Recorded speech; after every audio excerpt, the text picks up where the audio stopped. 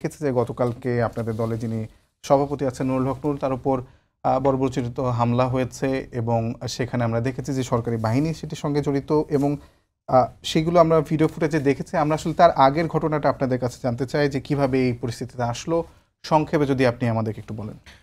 ধন্যবাদ আপনাকে। যারা দেখছেন সবাইকে সংগ্রামী সালাম এবং শুভেচ্ছা। আপনারা জানেন যে এই জুলাই গণঅভ্যুত্থানের পরপরেই আমরা দাবি জানিয়েছিলাম যে আওয়ামী লীগ গত 15 বছর দিয়ে দুঃশাসন চালিয়েছে, পাশাপাশি এই জুলাই গণঅভ্যুত্থানে তারা ছাত্র জনতার উপর যেভাবে নৃশংস হত্যাকাণ্ড চালিয়েছে, সেই হত্যাকাণ্ড এবং গণহত্যায় জড়িত আওয়ামী লীগ বাংলাদেশে রাজনীতি করতে পারে না। আওয়ামী লীগের বিষয়ে সরকার একটি সিদ্ধান্ত নিয়েছে দীর্ঘ আন্দোলনের দাবির প্রেক্ষিতে, কিন্তু আওয়ামী লীগের যারা সহযোগী ছিল, বিশেষ করে জাতীয় পার্টি এবং আপনার 14 দল, তাদের বিষয়ে কিন্তু সরকার এখন পর্যন্ত কোনো দৃশ্যমান ব্যবস্থা নেয়নি। এই গত 15 বছর আওয়ামী লীগের যে দুঃশাসন কায়েম করার জন্য যেভাবে আওয়ামী লীগকে জাতীয় পার্টি এবং 14 দল সহযোগিতা করেছে, কিন্তু সরকার কিন্তু তাদের বিষয়ে অনেকটা নমনীয়। গতকালকে আমাদের জুলাই গণঅভ্যুত্থানের পর থেকে যে ধারাবাহিক কর্মসূচি ছিল জাতীয় পার্টিকে নিষিদ্ধ করা এবং আওয়ামী লীগের দোষরদেরকে বিচারের মুখোমুখি করা, তারই একটি কর্মসূচি ছিল। সেখানে আমরা শান্তিপূর্ণভাবে বিক্ষোভ সমাবেশ শেষ করে যখন আমরা আমাদের মিছিলটি নিয়ে 0 পয়েন্ট এবং পল্টন মোড় ঘুরে যখন আমরা আপনার নাইটিঙ্গেল মোড়ের দিকে যাচ্ছিলাম, নাইটিঙ্গেল মোড় দিকে যাওয়ার ঠিক মুহূর্তেই আমাদের মিছিলের সামনের অংশটা যখন নাইটিঙ্গেল মোড়ে যাই, তখন পেছন দিক থেকে জাতীয় পার্টির কার্যালয়ের সামনে থেকে আমাদের উপর অতর্কিত হামলা করে। আমরা সেখানে জানতে পেরেছি পরবর্তীতে যে সেখানে প্রায় 2 থেকে 300 লোক জড়ো ছিল এবং প্রত্যেক রাতে লাঠি সোঁটা এবং অস্ত্র ছিল, দেশীয় অস্ত্র, লাঠি সোঁটা। কিন্তু আমরা সেখানে জানতে পেরেছি যে সেখানে শুধু জাতীয় পার্টির লোকজন নয়, বরং সেখানে আওয়ামী লীগ, ছাত্রলীগ, যুবলীগের লোকজন ছিল। কারণ আওয়ামী লীগ যেহেতু নিষিদ্ধ দল এবং তাদের বিরুদ্ধে সরকারের জিরো টলারেন্স রয়েছে, সেক্ষেত্রে আওয়ামী লীগ সংগঠিত হতে পারছে না। ফলে আওয়ামী লীগের লোকজন বিভিন্ন জায়গায় জাতীয় পার্টির ব্যানারে সংগঠিত হওয়ার চেষ্টা করছে এবং জাতীয় পার্টির সাথে সংগঠিত হয়ে দেশকে অস্থিতিশীল করার চেষ্টা করছে।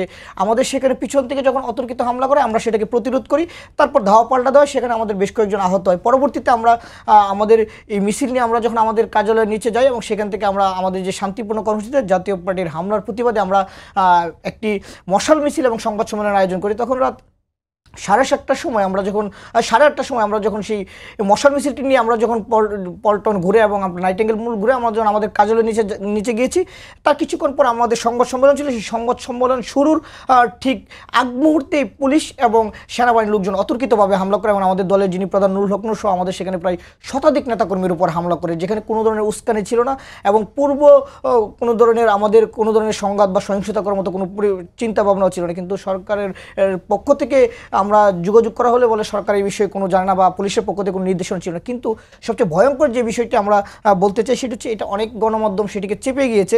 আমাদের এই প্রোগ্রাম চলাকালীন সময় যখন আপনার জাতীয় পার্টির অফিসের সামনে আমাদের কিছু সময় অবস্থান করার সময় আমাদের দলের যিনি প্রধান নুরুল হক নূরকে বর্তমান যিনি সেনাপ্রধান, তার নিরাপত্তা অফিসার ব্রিগেডিয়ার শামস নুরুল হক নূরকে ফোন দিয়েছিলেন। উনি আমাদের নুরুল হক নূরকে এক ধরনের থ্রেট আকারে বলেছিলেন যে তোমরা এই জাতীয় পার্টির এখান থেকে তোমাদের লোকজনকে সরিয়ে আনো এবং জাতীয় পার্টির বিষয়ে তোমরা কোনো ধরনের প্রতিবাদ করবে না। এই বিষয়ে যদি তোমরা করো তাহলে আমাদের পক্ষ থেকে সর্বোচ্চ ব্যবস্থা নেওয়া হবে। অর্থাৎ তারা যে জাতীয় পার্টিকে প্রশ্রয় দিচ্ছে এবং জাতীয় পার্টির মধ্য দিয়ে যে আগামী নির্বাচনে জাতীয় পার্টিকে প্রাসঙ্গিক করে এবং এই জাতীয় পার্টি তারাই হচ্ছে আওয়ামী লীগ। এখন আওয়ামী লীগ যেহেতু নিজস্ব ব্যানারে ফেরার কোনো সুযোগ নেই, ফলে তারা জাতীয় পার্টিকে আওয়ামী লীগের জাতীয় পার্টির ব্যানারে ফেরানোর একটা চেষ্টা করছে এবং এটা খুবই দুঃখজনক এবং সবচেয়ে ভয়ঙ্কর হচ্ছে, আমরা যারা জুলাই গণঅভ্যুত্থানের নেতৃত্ব দিচ্ছি বা জুলাই গণঅভ্যুত্থানের পক্ষের শক্তি, বিশেষ করে নুরুল হক নূর তো গত 15 বছরের যে দুঃশাসন ছিল, যেই দুঃশাসনে মানুষ কথা বলতে ভয় পেত, আমরা 18 সালের কোটা মুভমেন্টের পরবর্তী সময় কিন্তু আমরা প্রতিবাদের মধ্য দিয়ে কিন্তু নুরুল হক একটি প্রতিবাদী চরিত্র হিসেবে মানুষের সামনে উপস্থিত হয়েছে। পাশাপাশি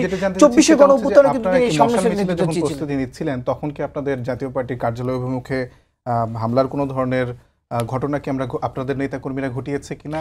না, আমাদের অনেকের মনে আছে আমাদের পক্ষ থেকে কোনো ধরনের হামলা করার কোনো ধরনের ইন্টেনশন ছিল না। আমাদের নেতাকর্মীরা কিছুটা বিক্ষুব্ধ ছিল, কিন্তু আমাদের হামলা করার কোনো ধরনের পরিকল্পনা বা আমাদের কোনো ধরনের চিন্তা ছিল না। আমরা শান্তিপূর্ণভাবে সেই মিছিলটি নিয়ে যাচ্ছিলাম। তবে জাতীয় পার্টি অফিসের সামনে আসলে সেখানে আমাদের মূল রাস্তায় আমাদের নেতাকর্মীরা কিছুটা বিক্ষুব্ধ বা দেখাই, সেখানে আমরা আমাদের নেতাকর্মীদেরকে শান্ত করে আমরা আমাদের জায়গা থেকে নুরুল হক নূর সহ সাধারণ সম্পাদক আমরা সবাইকে নিয়ে যাওয়ার চেষ্টা করছি এবং অনেকটা নিয়ে গেছি। কিন্তু পুলিশ পরবর্তীতে বিনা উস্কানিতে পুলিশ এবং সেনাবাহিনী যৌথভাবে হামলা করে।